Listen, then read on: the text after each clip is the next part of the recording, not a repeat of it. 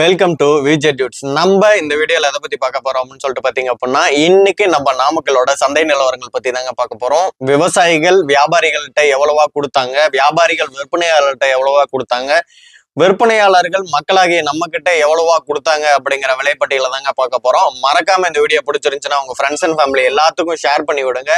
Like பண்ணாதவங்க like பண்ணிக்கங்க. மறக்காம நம்ம சந்தை நிலவரங்களை ஃபுல்லா பார்த்து தெரிஞ்சுக்கங்க. இன்னைக்கு சந்தை நிலவரங்கள் என்னன்னு சொல்லிட்டு பார்க்கலாம் வாங்க. இன்னைக்கு பெரிய வெங்காயத்தோட விலை என்னன்னு சொல்லிட்டு பாத்தீங்க அப்படின்னா, 1 கிலோ வந்து பாத்தீங்க அப்படின்னா 30 ரூபா ரேஞ்சுங்க. ஆவரேஜா எடுத்தது பாத்தீங்கன்னா குறைஞ்சபட்சமா 8 ரூபா 7 ரூபாய்க்கு தாங்க வந்து வெங்காயம் இன்னைக்கு சந்தை நிலவரங்கள்ல வந்து பெரிய வெங்காயம் எடுக்கப்பட்டிருக்கு.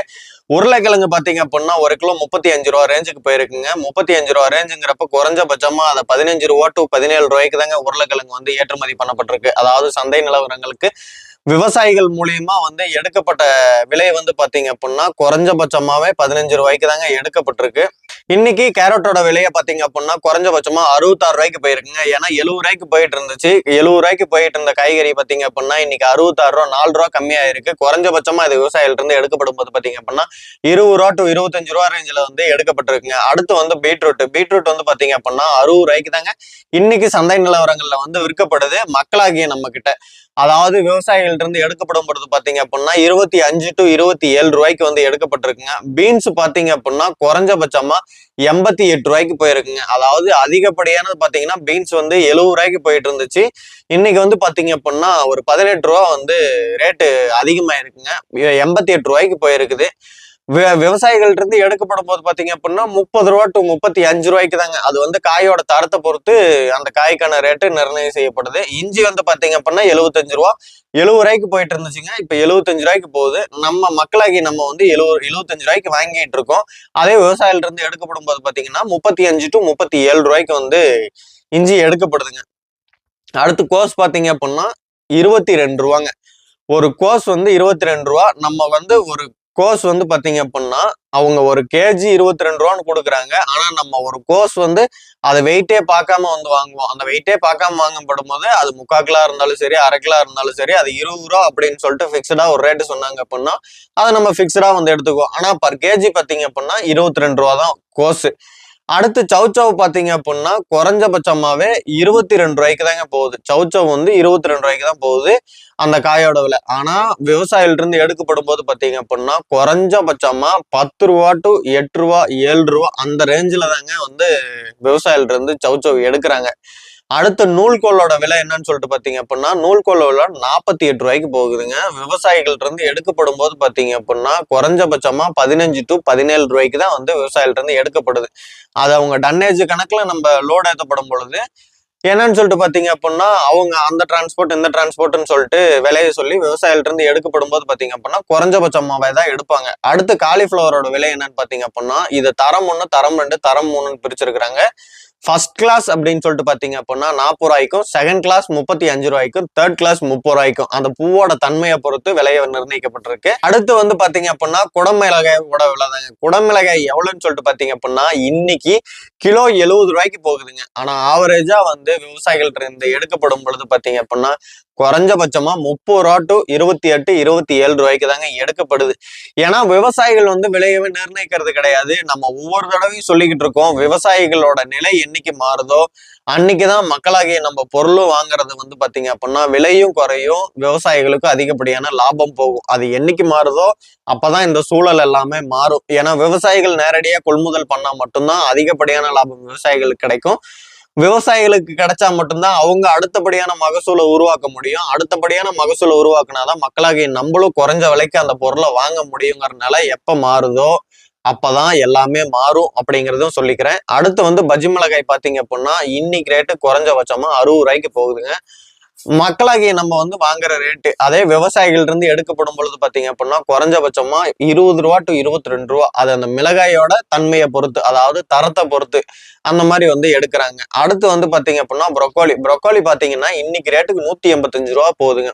நேத்து முந்தானத்துலாம் பாத்தீங்கன்னா ஆவரேஜா 150 160 அப்படின்னு போயிட்டு இருந்தது. இன்னைக்கு ப்ரொக்கோலியோட ரேட்டு பாத்தீங்கன்னா 185 ரூபா. ஏன்னா அதிகப்படியான மகசூல் வரல, அதனால அதோட விலை அதிகமா உயர்ந்துருச்சுன்னு தான் சொல்லணும். மகசூல் எந்த நிலைமைக்கு அதிகமா வருதோ, அதாவது இன்னைக்கு சந்தை நிலவரங்களுக்கு நம்மளுக்கு சந்தை நிலவரங்கள்ல தேவையான டன்னேஜ் ஒரு 3 டன்னேஜ் வந்து இன்னைக்கு தேவை அப்படின்னு சொல்லிட்டு பாத்தீங்க அப்படின்னா 3 டன்னேஜுக்கு மேல அந்த சந்தைகளுக்கு பொருள் வருது அப்படின்னா அந்த பொருளோட விலை வந்து ரொம்பவே குறைஞ்சிரும்.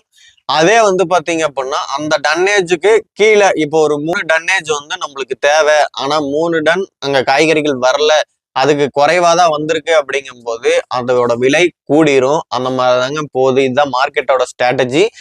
அடுத்து வந்து பாத்தீங்க அப்படின்னா பூண்டோட விலை பாத்தீங்கன்னா 130 ரூபாய்க்கு போகுதுங்க. ஆவரேஜா இது வந்து அப்படியே மெயின்டைன் ஆகிட்டு இருக்கு. ஆவரேஜா வந்து பாத்தீங்க அப்படின்னா பூண்டோட விலை 130 ரூபாய்க்கு போய்கிட்டு இருக்குங்க. 130 ரூபாய்க்கு வந்து விவசாயிகள்ட்ட இருந்து எடுக்கப்படும் பொழுது பாத்தீங்கன்னா குறைஞ்சபட்சமா 45 to 50 ரூபாய்க்கு தாங்க பூண்டை வந்து எடுக்கிறாங்க. அதுலயும் தரம் 1 தரம் 2 பிரிச்சிருவாங்க. அவங்க கிட்ட எடுக்கப்படும் போது அதை பிரிப்பாங்க. நம்ம கிட்ட கொடுக்கப்படும் போது பாத்தீங்கன்னா எல்லாத்தையும் கலந்து விட்டுருவாங்க. அந்த மாதிரி கலந்து விடும் போது பாத்தீங்க அப்படின்னா நம்மளுக்கு ஆவரேஜா வாங்குற ரேட்டு அதுவாதான் இருக்கும்.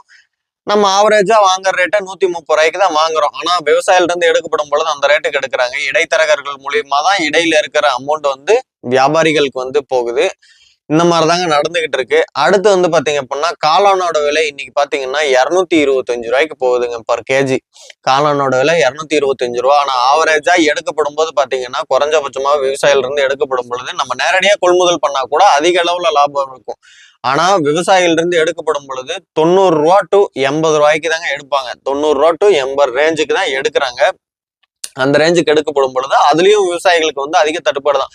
ஏன்னா அவங்க அந்த அளவுக்கு மகசூலை உருவாக்கி அவங்க வந்து வியாபாரிகள்கிட்ட கொடுக்கப்படும் பொழுது அவங்களுக்கு அதிகப்படியான லாபமே கிடையாது. இன்னைக்கு பச்சை பட்டாணியோட விலை பாத்தீங்க அப்படின்னா 115 ரூபாய்க்கு போகுதுங்க. 115 ரூபா அப்படிங்கும் போது விவசாயில இருந்து எடுக்கப்படுற விலை என்னவா இருக்கும் அப்படின்னா 45 to 47 தாங்க விவசாயில இருந்து பச்சை பட்டாணி எடுக்கிற விலை.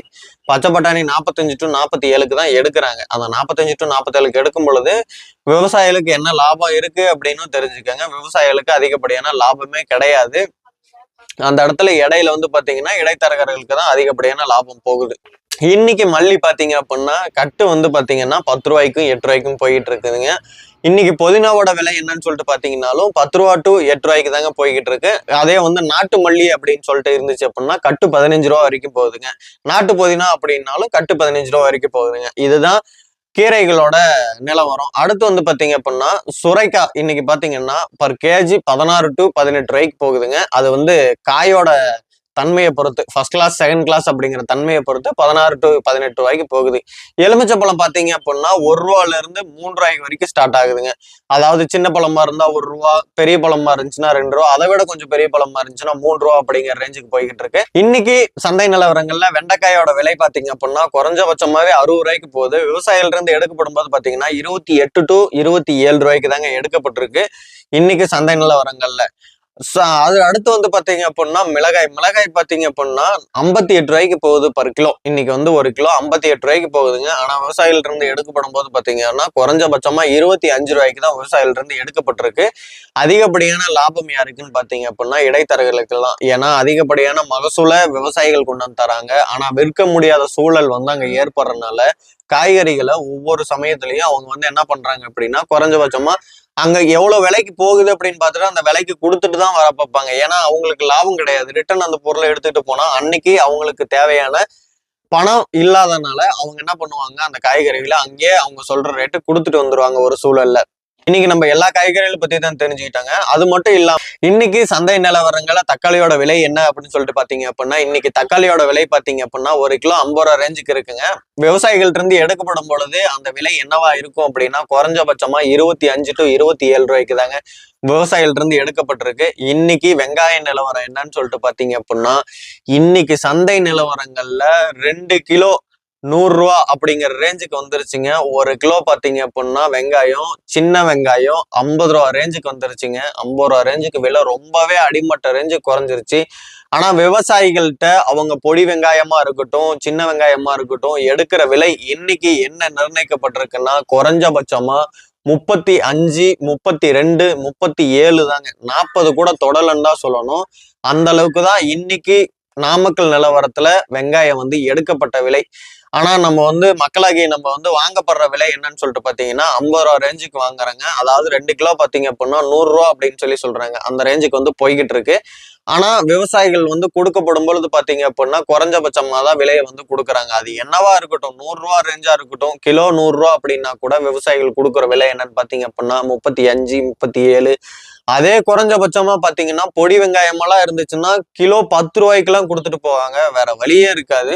ஏன்னா வியாபாரிகள் வந்து ஸ்டாக் வச்சு வைப்பாங்க. விவசாயிகள் ஸ்டாக் வச்சு வைக்க முடியாது பாத்தீங்களா? ஸ்டாக் வச்சு வைக்க முடியாத சூழ்நிலை இருக்கு. அவங்க வந்து நிப்பாட்டி வைக்கிற மாதிரி இருந்துச்சுன்னா வெங்காயம் ஏதாவது பிரச்சனை ஆயிருமா அப்படின்னு சொல்லிட்டு பாத்தீங்க அப்படின்னா அந்த வெங்காயம் ஏதாவது பிரச்சனை ஆயிடும் அப்படின்னு சொல்லிட்டு அவங்க அந்த வெங்காயத்தை வந்து கொடுத்து அனுப்பதான் பார்ப்பாங்க. அப்ப என்ன பண்ணுவாங்க வியாபாரிகள்? குறைஞ்சபட்சமா 10 ரூபா டு 15 ரூபா ரேஞ்சு கேட்பாங்க.